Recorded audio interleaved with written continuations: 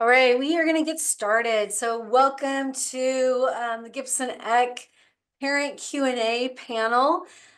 This is one of 3 sessions that we have had. So if you missed the others, I encourage you to visit our website and we will be posting the videos. It takes us about 2 days to turn them around. So I believe the video from Tuesday night, which was just a big information all the stuff that is up on the website now. Last night we did a Q&A panel with students that was wonderful. So if you were not able to make it, I encourage you to head to the website by Monday, and that video will be up. So they were sharing their experiences and what they have learned. And then tonight we have some parents with us too. So I will let them introduce themselves in a moment in more detail. But just so you know, we have parents of seniors, a junior, and a sophomore. So they are here with us this evening. And then I'm Tanya Rachel, the principal at Gibson Ek High School. Want to make sure you know about our open house on Wednesday, February 5th. So just under 2 weeks. This is a wonderful opportunity. Parents, staff, and students will be there. You're going to move about the space, kind of see some of the work students are working on, but really it's an opportunity to just have a conversation informally with people who are a part of the Gibson Ek community. And then at the end of that, starting at 7, we'll do a live Q&A. So continue to bring those questions my way. I incorporate them into these presentations. And then this evening, you're welcome to throw questions into the chat, and I'll try and work those into the conversation. And then if you're not getting your questions answered, if there's something you're still wondering about, or you think about something later, then definitely just shoot me an email, and I'm happy to have a conversation with you. So applications, they are open right now and they're coming in. And so it's been fun to see that. They will be open for about 2 months. We are doing the information sessions now. And as I said, this is our last online information session. I've also been visiting the middle schools at lunchtime. So I have met some students and shared some information there, and I brought students with me. So we've been doing that. We have the open house, as I said, on February 5th. And then applications close on the 14th. So they will close at midnight on Friday the 14th. And then on Monday after school, we do the lottery. So that's not a public event, but we just do that through a spreadsheet. And then we start to send out those notices. So notices will go out by that next morning. And the notice is if you are accepted or if you're on the wait list. And those who are accepted right away, they have 2 weeks to say yes or no. And as soon as someone says no, then we just go straight to that wait list and we start working our way through the wait list. So, and we will do that all the way through August and until that first week of school. 9th grade is the only opportunity right now to join Gibson Ek. So this is the chance. I just want to make sure just the real basics on what we do and how we do it. So we have our what we call competencies, but this is similar to our criteria. So we do have expectations of students, and they work toward those expectations. They fall into 5 categories, but and they align pretty much with science and math and writing and social studies. But we really focus on the critical thinking and how you use that. So not just do you get the information, but what are you doing with that? And we also have personal qualities, which is a really important part of our work. And so some people might call these durable skills or life skills, but it is really being intentional about collaboration and project management and fortitude and a growth mindset. And so really growing as a person and being able to use all of this knowledge that you are building. We do it in all kinds of ways. So there is this very much a personal element to it, personal projects, but students are also in labs where they are guided by a teacher. They're in internships. They can take outside courses, and they have additional experiences that they can bring in to their portfolio. And so they then are demonstrating that they are doing all of these things, and they have a lot of ways to do that. And so that's the experience. We do have graduation requirements. And so those are our competencies. That's the heart of the learning. But it is done through creating learning plans, participating in advisory, which is really like a project management class meets discussion building, collaboration, how to do presentations. So there's a lot that goes on in advisory. The exhibitions is how students share their learning and how they are their final assessments. We do have math and writing that students do, internships, a capstone project. World language isn't required, but most colleges require it, so we have opportunities for that. And then high school and beyond plans that are part of the state requirements as well. So really, if you're thinking Gibson Ek, the core things, it is interest driven, it's project based, it is highly connected with the community in the real world and learning in that real context. There's very intentional advising that happens, and it is competency-based learning. So those are the basics of Gibson Ek. But tonight we're going to really get into a little more of understanding the experience and the learning that's happening, and really from a parent perspective. So I'm going to ask each parent to share, to introduce themselves and share with us what has been most surprising to them about this Gibson Ek experience. So will you please share your name and then the age of your child right now, and then or what grade they're in, and then what's been surprising to you about Gibson Ek. So we'll start with the seniors. So Meg, you want to go first? Sure. Hi, my name is Meg Sloan, and I have a senior. And I think actually there are two things that surprised me most, because we actually did a lot of research about big picture schools before we, um, had our son apply. And and I think one of the things was I felt after in the second month, my son had a meeting with his advisor, or it was a family meeting with the advisor, and I felt like his advisor knew him and understood him better than after a full year at middle school. Like he had the same teachers at middle school, and they didn't seem to really get him, whereas his advisor did seem to get him. The second thing actually that was surprising was the amazing mentors for the internships that these people just have shown up and wanted the best for your kid, and wanted to help your kid kind of learn the best that they could. So it's just been amazing to meet and see good people in the world. Thanks, Meg. Annie? Hi, my name is Annie Yim Jun, and my daughter is a senior. And I think the thing that has been most surprising for me is how much she loves the school. I mean, she is somebody that would be a poster child for why do I love high school, and knowing kind of her other peers that don't go to Gibson Ek, I think she's an outliner in that she just loves school. She loves going to school. She loves being a part of the community. And I think a big part, like Meg said, is the incredible compassion and support that the administration and particularly the advisors give to the students. I think it's like nothing else that I have ever seen. I don't know that any other high school, I mean, definitely not in the district, but I don't know very many high schools that have such compassionate, empathetic, supportive staff like Gibson Ek. And I think a lot has to do also with the leadership of Tanya. She's been an incredible principal. Yes, you have. So that, and the community at the school is really tight. They're a very tight-knit group. So that's been all very lovely. All right, thank you. Elliot. Hi, my name is Elliot Wilcock. My son is a junior at 301 Bryce at the school, so we've been there 3 years. Annie, that was a great point. I was actually going to say the same thing, so I will just add to what you said, then I have a second one.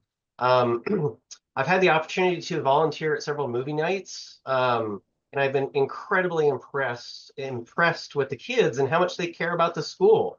They will rearrange all the furniture, they'll get all this food out, they'll basically make a colossal mess, enjoy their movie, have a fantastic time. And then before anyone leaves, the place is exactly back the way it was. And it just blew me away. That's not how my high school experience went. So that's pretty cool. The other point I would make is the diversity of experience and learning that is going on around them that really blew us away. There isn't the way the classes are made up and the way the students go through their day, they really get to experience a lot of different things. And I think that has been really helpful for my son and his experience there. And it's really opened him up to other things that he never would have considered being interested in. Other kids, that's been a fantastic part of the experience for us. Thank you. And Stacy. Hi, my name's Stacy, and my daughter is a sophomore. She's a 201. And I would say I echo absolutely everything the other three parents have shared. I would say more specifically in our circumstance, the most surprising thing has been the diversity of learning, the things that my daughter has participated in the labs that she's taken. And the things that she's explored are things that she never knew that she was interested in, and I never knew that she was interested in. And the way that she's responded to those aspects where it really opens up her eyes to see lots of different ways of learning and subject matter. She took a lab in the spring last year. It was called Natural Materials, and she wound up making using the processes that she learned during that lab to create her own materials for this for a massive 16th birthday party. So it was a representative of everything she did in school, and I definitely echo the community in terms of the movie nights and how the kids really support each other. I've been so impressed with my daughter's friends and the way that they support each other through everything. All right. Thank you. I have a couple questions that I'm going to ask of all of you, and then we'll do some jumping around. So the first question that I'd like to hear from everybody about is why you, as a family and your child, why you chose Gibson Ek, and what you're going back to the beginning, what your hopes were for your child when you made that decision. So, Elliot, we'll start with you this time. Sure.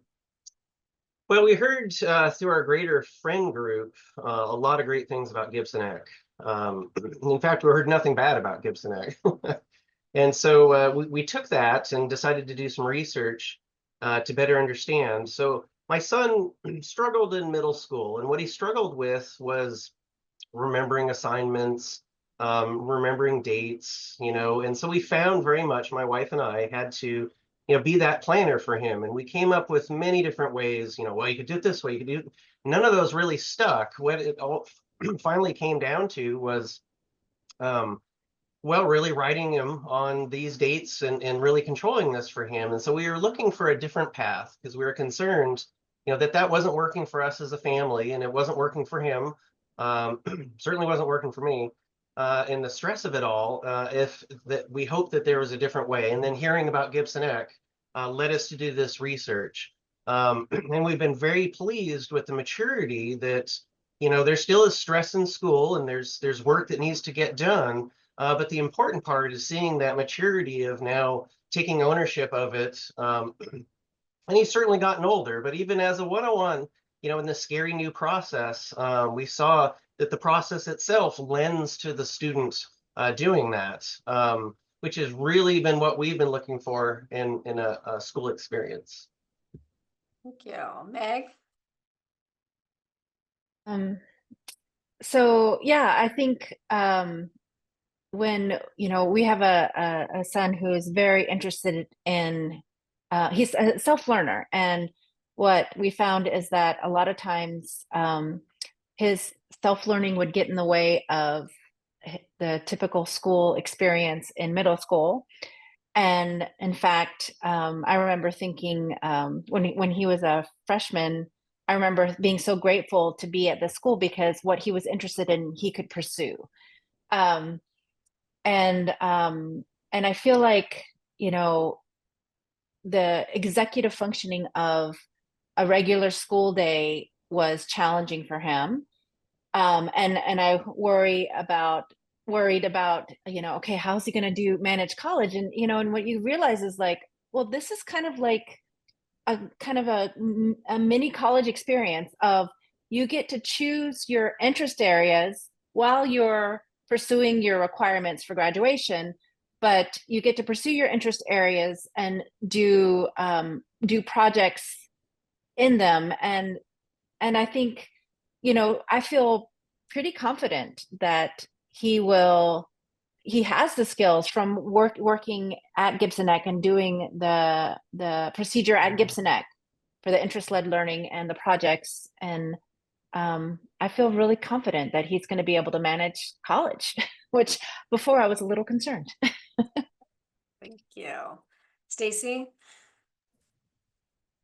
So this was a no-brainer for us. My older daughter is a senior in one of our other high schools, and she wasn't learning.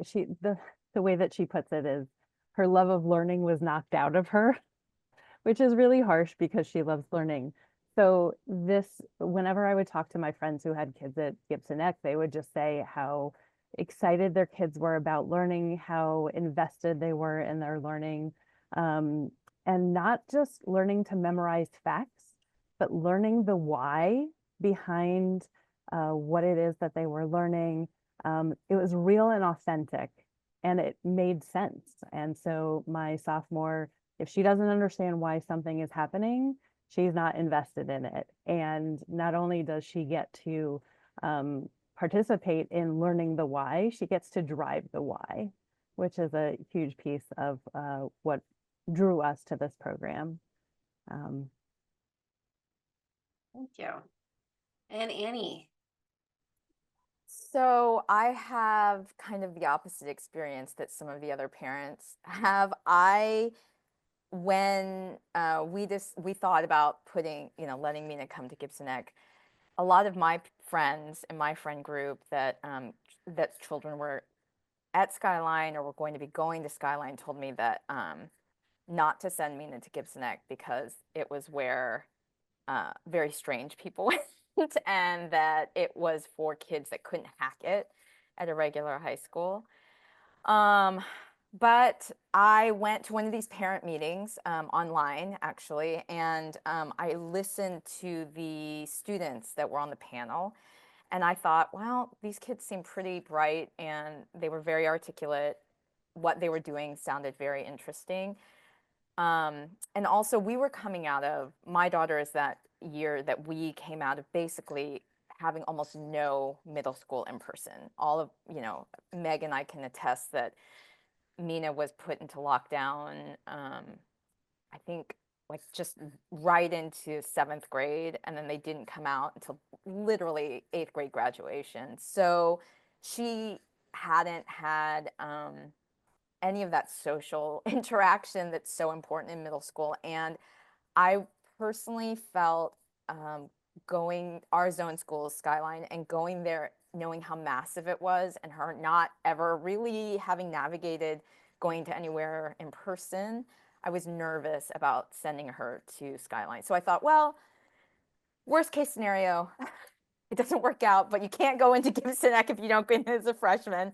So I was like, all right, we're gonna go ahead and try this, mostly because of the class size. I was like, wow, this is a tiny school. There's got to be people that will hear what she needs, which I know for a fact at other high schools because they're so big and because they have so many students. I don't know that you could have a meeting with the principal to talk over thoughts and discuss, your child's learning. I just don't think.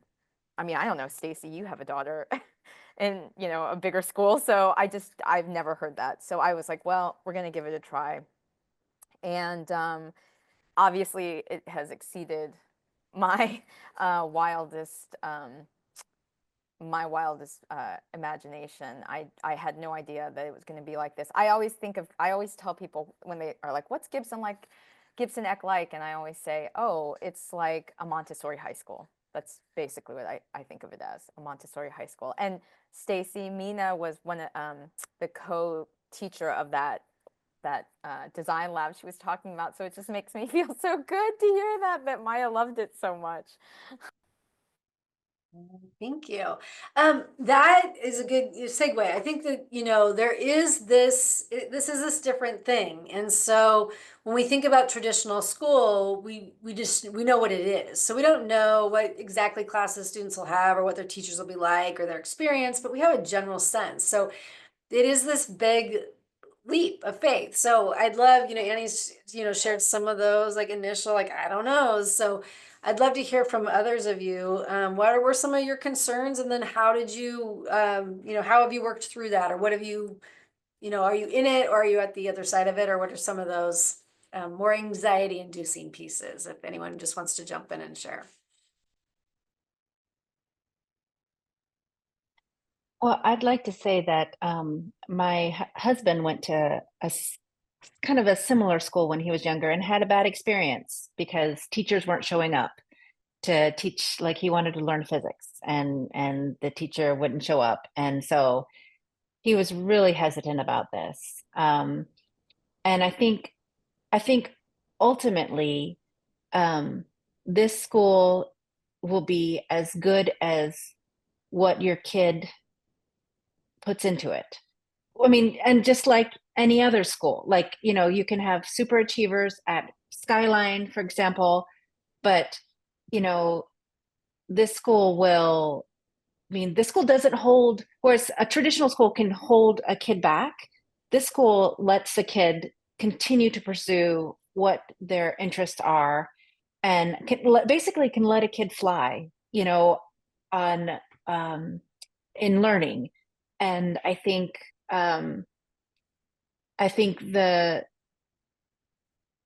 that's and having that attraction to learning is what this school can engender. Whereas, traditional school was developed 100 years ago for factory workers. That's why there's the bell, to get people, that's why there's the deadlines, turn things in, you get the grade. It's not about pursuing your own learning. And I feel like this school is where your child can really learn to be who they are, and understand who they are and what kind of learner they are, and where their skills are and what areas need supports.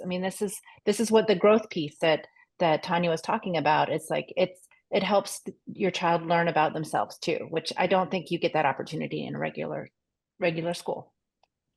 Thank you. I'll add to that. Yeah. Oh, sorry, Tanya. No, go ahead. Meg, I think you're completely spot on. And the nice part too is that there's a real safety net underneath it too, is that they really push the kids to fail, to try really big things and do something crazy. And some of the stuff my son honestly wants to do, I really have to bite my tongue because it's part of the process, to go do something bold and fail, and then give a presentation to your class about how you had this phenomenal idea and you completely failed, and here's what you learned from that failure. And that's a success. That's a passing grade. That's what's so cool about the process, as opposed to trying something bold on a math test and you fail a math test. That's not going to work. So I really like that part, is that it's a safe space, with that safety net for those high achievers to achieve, which is a great part. And one thing I did want to add is as maybe we were being a little helicopterish in middle school, I'll be honest, and it scared us to death on the 101 year, because all of the metrics that we were using to helicopter disappeared, and we only could rely on what our son was saying. And you know how teenagers are, you ask them questions and sometimes you get a grunt, I don't know. And so we definitely, our 101 year, struggled with the process and understanding it as parents. And our advisor was phenomenal in the process. We spoke with him several times. He was extremely reassuring and coached us through it. Everyone on the panel, I think, will talk about the process because it's a big deal. And after that, it was an adjustment for not only our son in going to this school and in owning his journey, but for us as parents to realize that we actually are super involved in this, but not in a way that we could understand from our schooling. Elliot, can I brag on your son for a second? Yes. So I just want y'all to know that his son made a Tesla coil. So I mean, which is really cool. It was really cool and it worked. So that's all I wanted to say. Well, it was a little scary, actually. It was scary. Yeah. I wasn't sure we were gonna burn it all down. I think that wondering, I think that's a really a key wondering that a lot of families and students have, right? So in a traditional model, it's often you learn this information and then maybe there's time during the course to like do something with it or create something or try something.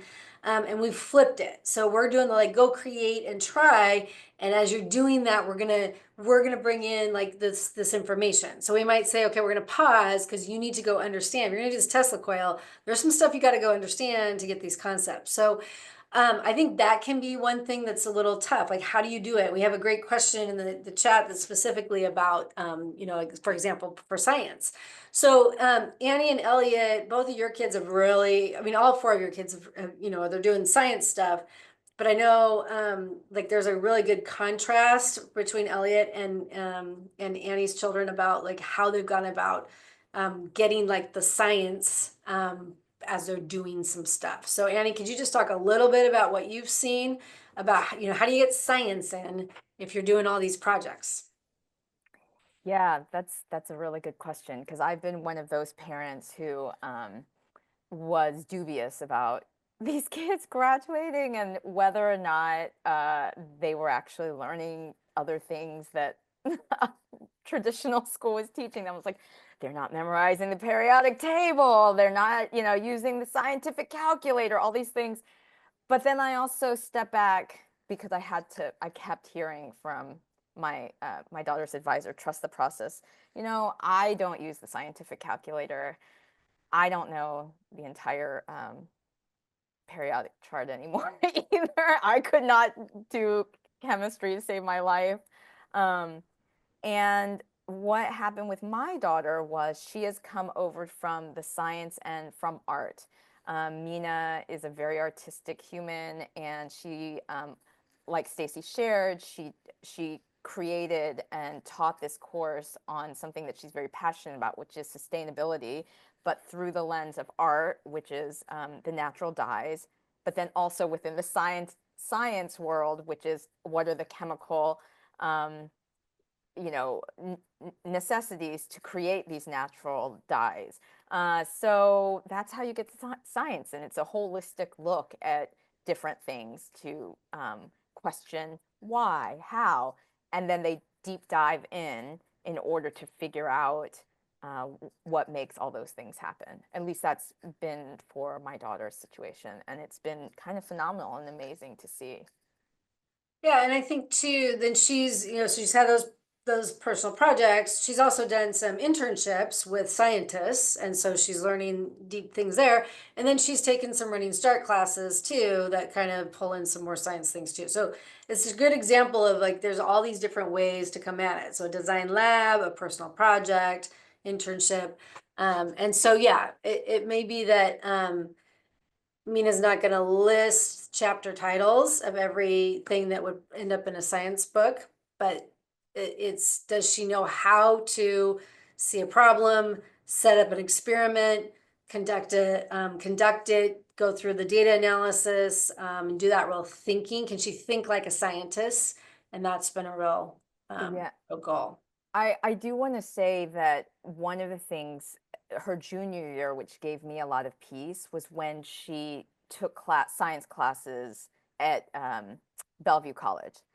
I am one of those parents that was like, oh my gosh, are these kids going to be able to hack it in a regular class or whatever? Well, she did. She excelled in the classes. It was incredible how well she did. She also was great with her professor asking questions. And, her professor was like, you should have taken an even more advanced science class because she just was so curious. And I think that curiosity in what she was learning was something that Gibson Ek helped foster. And then Elliot, your son has come at it pretty differently. So how does he go at the science? Wow, full tilt. Yeah, he's always been into electronics and science, and he's really blossomed. In fact, we joke with him that for his projects, maybe he should not do something in STEM, because he's just always in STEM. But the good part of it has been, you know, the process forces him to do a good job of it and to follow an organized process and have a product. And, as I said, failure is acceptable, but you have to have the paper trail, you have to have the parts of it. And that's been really key. In middle school, he said, I want to be an engineer. And we're like, okay, that's awesome. But here are the things that you need to think about if that's what you want to become. And in middle school, we're like, well, math, math, math, math, math. And it was always pulling teeth. And there was this remarkable moment, I think his 101 year, when he was working out. He was working on a jet engine project for one of these projects. And there was some gnarly math that came up that was a little bit over his ability at that point. And he found his mom and said, hey, Mom, I've got this math and I really need your help with it. And it was that turning point to be that this was something he needed to solve in his STEM journey to create something that was exciting to him. And that's what was giving him that motivation and drive to do it, as opposed to, well, you got to learn all this stuff to be this thing. No one wants to hear it that way. So he has started a club this year, the Ham Radio Club, which he's really excited about, and I've been participating with him, and that's been really a lot of fun. A lot of kids are excited about that, and it's been a lot of work for him. He's realized that here's amateur radio, and talking to people on radios is something that excites him, and he wanted to bring people into that, and that's a lot of work, and to produce a club of that, and so it's been a very good journey for him. And the other thing I love about Gibson Ek is that every time I come talk to Tanya and we're like, we want to do this thing, she's like, do it. That sounds awesome. And that's, that sort of environment. So he's been really flourishing and in his STEM journey. And well, now talking about, okay, I need to take advanced math up at BC before I head to college, and I want to get that done now. And he's driving that, not us. What about, I mean, your children are all wonderful. All the children are. But they're not perfect at everything. So they all struggle. How do they manage the struggles? I mean, what are some of the kinds of things that they struggle with, either the academics or just the, I think one of the things about being at a small school, there's some wonderful supports, but you don't hide. Like you're here and you're part of things, and that can be challenging too. So what are some ways that you've seen your students working through the struggles, and then where does the support come from, or how does that happen when they have areas that they're not awesome at?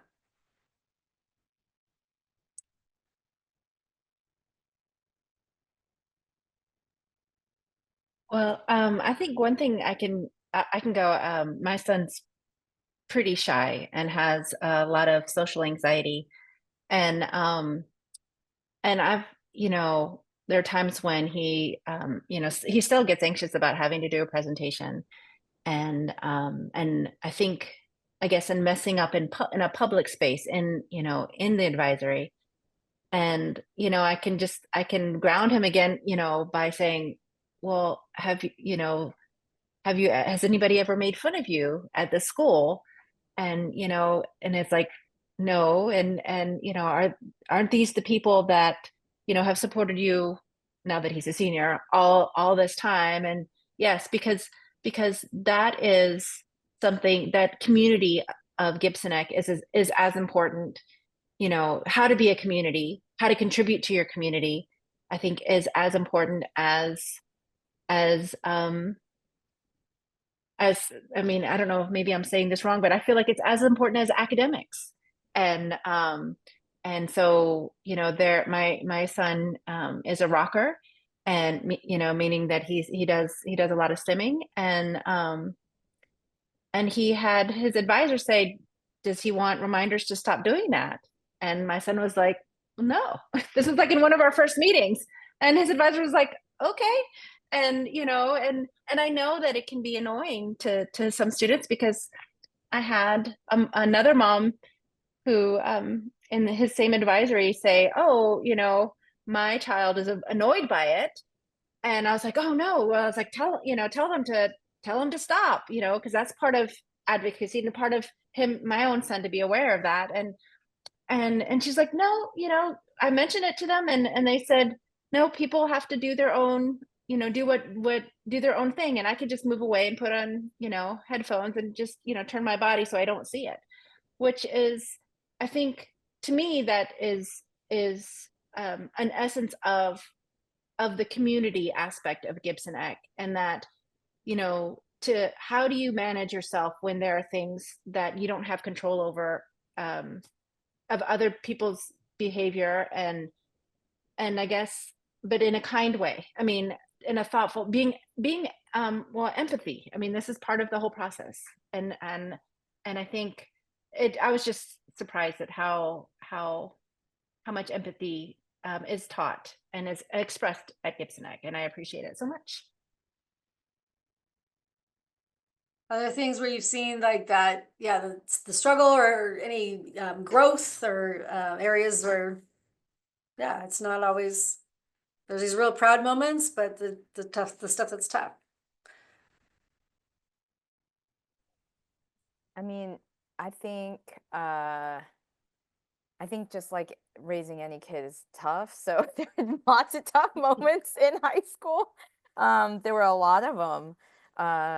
Some of them I came and shared with Tanya. Sometimes I would share with the advisor. Like it was rough. It was rough. But for her, for my child, I felt like she had many avenues in which to work through tough issues with her advisor, with the students in her advisory, with her internships and the mentors that she had, friends, other staff. I feel like everybody was there to help when necessary. But, you know, just like Elliot shared, I think teenagers in general don't necessarily love pontificating upon what they're going through. So I did not always know the details or nitty gritty, but what I have seen over the last 4 years is tremendous growth. I'm seeing my daughter graduate out. She's definitely going to graduate. Yay! She's definitely going to graduate high school, which I know that sounds so funny, but you know, when we first started, I was like, oh my gosh, is she even going to make it through, you know, freshman year? But she did, and now she's going to graduate high school and she'll be going to college. So, you know, there are all these like amazing things, but yeah, there were really, really rough periods. There were times that I questioned what she was doing, whether she was doing anything at all. And then I would show up at the exhibitions and be blown away. Even this last one, blown away. I had no idea. She was like, oh, this is going to be the worst one yet. You're not, you know, don't turn away. Don't ask any questions. But it was phenomenal, all the work that she's done. I was like, whoa. And I think that's, again, testament to the school community, how they teach these students. Thank you. Stacy, what's something that you think that you think parents should think about, or something they should know if they're considering Gibson Ek? I would say two things. One is, I know people have a lot of concerns about the math because the math piece is online. My daughter, She is an advanced student in math. Sometimes she loves math, sometimes she doesn't, but she's a sophomore and she's doing pre-calc online right now. And it's self-paced, and sometimes that has worked out well for her and sometimes it hasn't. But when she was ahead of the process last year, what I loved was the fact that she used that time to help support one of her friends who was in algebra, and help tutor her.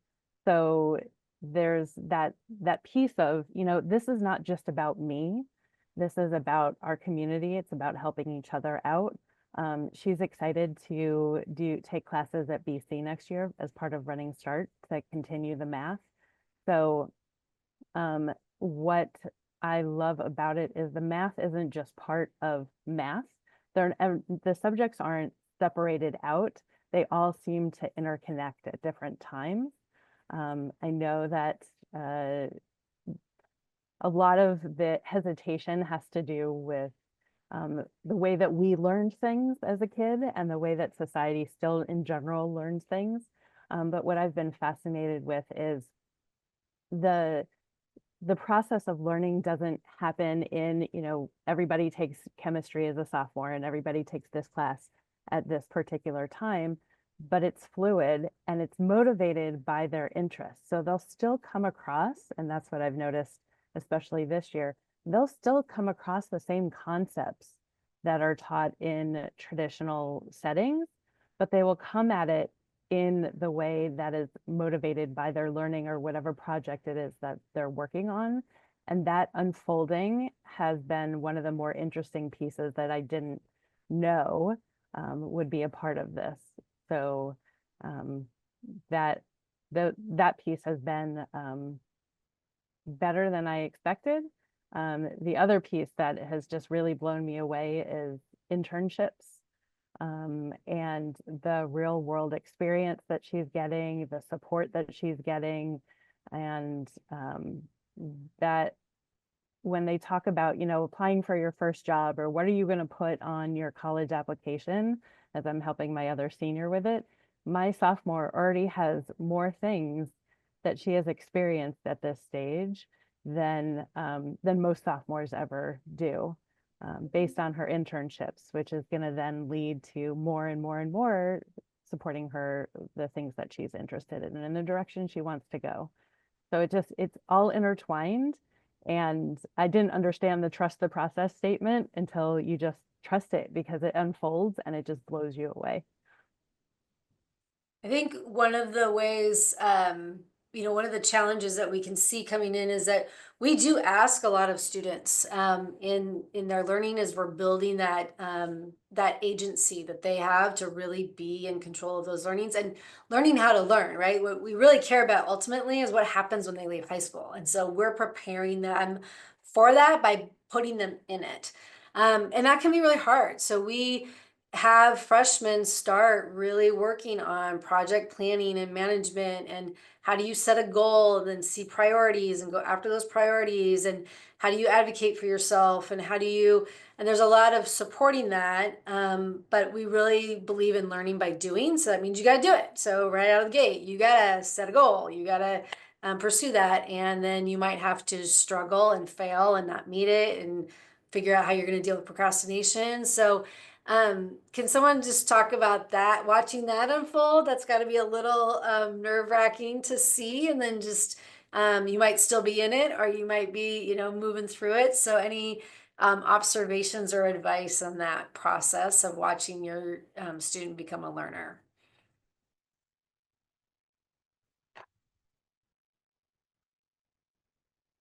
I can add on my son with the math, and the online math is a little tricky because certainly the skill that he's learning and maturing to is taking ownership of these things, and having it be online and the way that is leads to exploit some of those difficulties. The interesting part was, so last year he was doing fine, and then I think got really busy on some projects, and the math just kind of was on the sidelines, and then but you have to present at this exhibition. At least he wanted to present that he was done with math, and so he actually did a graph of the amount of math he did for the trimester. And, there's a bunch in the beginning, absolutely none through the middle. And then this huge spike at the end where he got it done. And of course, us as parents were like, oh my God, this is not what you're supposed to do. But what I found interesting is he presented this to his peer group as part of the process. And the panel had just the best advice for him. They were like, well, we're really glad, Bryce, that you got that done, but was that the best approach? Do you think that that could have, gone better? And we are just like, oh my God, this is the best. To not be, because he was really listening to them and he was like, yeah, I was kind of proud to, show this slide and just how kind of in a silly way, but honestly, no, it really sucked. I spent a whole weekend doing all of this and I really didn't want to do that. And that was not the way that I would want to go about this. And it was really reinforcing, again, it's that, owning those struggles, and then the peer group really reinforced that. And the kids, their honest feedback was just phenomenal.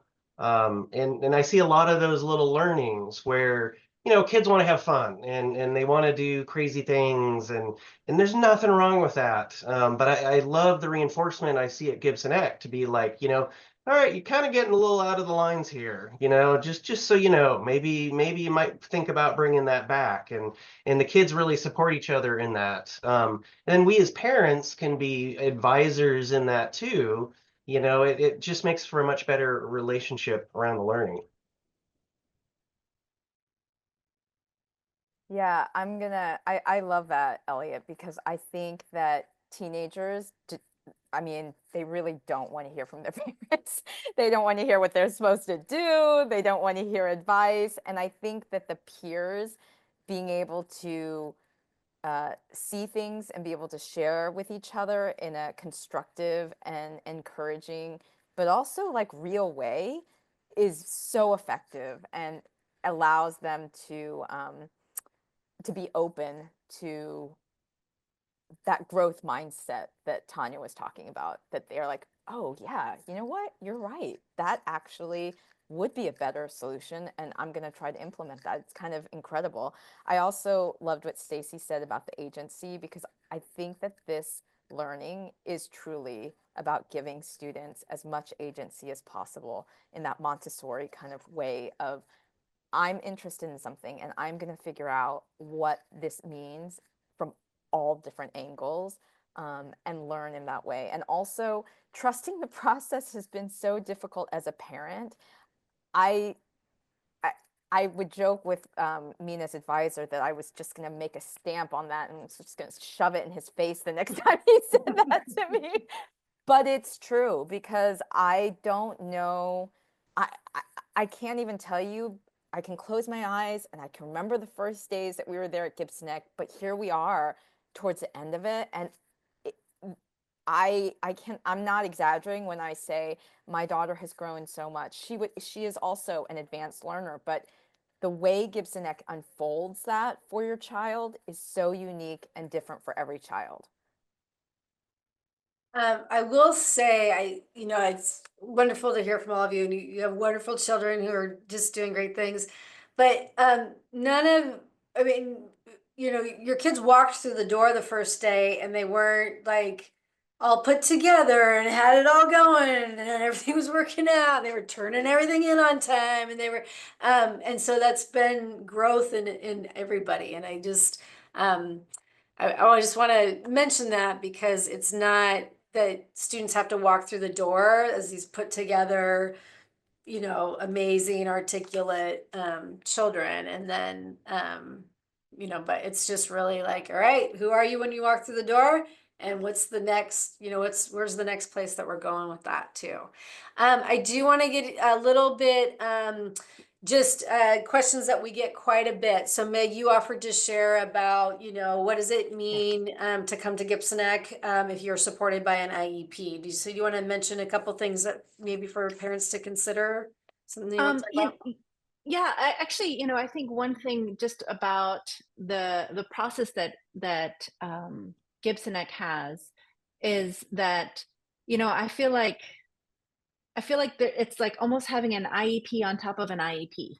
I mean, that it's individualized learning for each student, whether you have the actual document of an IEP, but then there's some great, fantastic support staff at Gibson Ek, and Phil and Sierra, and and and I think having I don't know, I feel like it's even more individualized. I really, again, I guess that wasn't really something I expected so much when we first came in, and having an IEP meeting with an advisor that knows so much about your child, plus the staff, it's just a different experience, especially in middle school and high school. I mean, in middle school, I mean, I think elementary school, if you have an IEP, it's like a magical experience, because the teachers, I think that's what it is. The teachers are with your child all day in elementary school. And at Gibson Ek, your advisor, you're in the same advisory all 4 years. And so it's not only you get the support from your teacher, but also from the students, because they're all growing up and going through these exhibitions. I remember the first exhibition my son did, and the questions and the support that he got from the other students. And I thought, and I remember one was a senior, and I was like, when my son's a senior, he's going to be asking questions and saying stuff like this. This is amazing. So I think I'm yeah, I wish, I wish this type of experience for all students in the Issaquah School District. And I hope that you all are so lucky to get your children in and get a chance to do this, because I'm really pleased. Yeah. And then another question that I get a lot is, if you don't have grades and traditional subjects, can you go to college? Yes, you can. Most of our students, that's what they choose. I do want to say, we answer this question a lot. We are committed to every single pathway that a student chooses, and supporting that and finding opportunities and making sure that their internship experiences and their learning is aligning with what they say is going to be that next step in pathway, whatever it is. So, but the question we get is, what about college? So I do want to specifically address that one. And that Annie has offered to share being in the midst of that experience. And so, Annie, can students go to college, and can they go to all kinds of colleges? The answer quickly is absolutely yes. Not only can they go to all kinds of colleges, but Mina will be going to an Ivy in the fall 2025.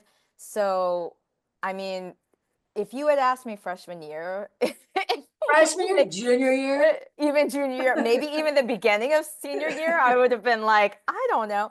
But I will say this, I did a lot of research because, and this is, I come from a family that education is really important. And because I'm a child of first generation immigrants, college was so important to them. Where I went to college was important. And so for their first grandchild, which Mina is, it was tantamount. They were like, oh my gosh, what have you done? You've put her in the school. She has no GPA. What's going to happen? And I felt a lot of pressure too. I will say that I asked freshman year, I called around to some colleges and asked, hey, would you take a child that comes from a big picture school without grades? And all of them said yes, absolutely. And I made a big mistake freshman year. One of my friends, and we're all in the Issaquah School District, so everyone knows. My friend said, you've got to get with a college advisor, like a college counselor, like now, freshman year, because they're going to kind of give you an outline how to get to college. So I met with somebody, with Mina and, my husband or whatever, and this woman had never seen big picture learning, and she scared us so much. She was like, oh my gosh, these all sound like electives. This kid is, oh no, you might have to repeat freshman year again. I would transfer her to another school and like repeat freshman year. We left that meeting shaking. I was so scared. But listen, my child was like, I am not leaving this school. I love this school. This is crazy. And so I was like, all right, well, she's not leaving. So we got to figure something out. And through the process, I would say more and more, not only is the MTC, which is the Mastery Transcript Consortium, which is what Gibson Ek uses, is committed, absolutely committed to make sure that every college, university, whatever kind of school your child is interested in going to, that they understand how to read the transcript.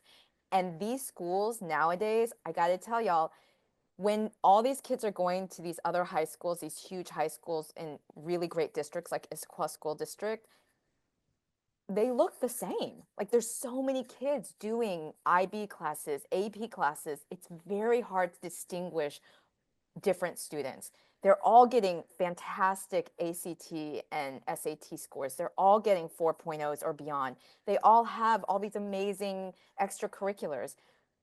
But Gibson Ek's transcript really gives a holistic view of what a student has done, who they are, what they've learned. And I really think colleges are really attracted to that. I don't know, because I'm not a college, admissions counselor, but she did really well. I was really proud of how well she did with the application process. And I do think Gibson Ek helped along the way. Okay, thanks. I had this great question in the chat, and this is my fault. I should have been more clear. What is an IEP? So an IEP is a support plan for a student who has a learning disability. So yeah, and I don't know if that's a good definition, Meg, but it's a support plan. Yeah. Yeah. It's a support plan, but that it's also a federal law. Yes. Yeah, it's illegal. It's a legal document that allows a child to have access to education in the least restricted environment possible. Great. So it's. Thank you. And then I want to clarify too, I mean, yeah, super committed. That was Mina's goal and path, and that's what she wanted, and supporting that. And whatever that path is, and looking at students and opportunities, and very real conversations. So if you write in your learning plan and your vision, which all students have to do, I'm going to an Ivy League school, it's like, okay, then you got to do some stuff here. There's some things that have to happen. So and same, if you're just like, I have no idea what I want to do, all right, we're committed to the exploration.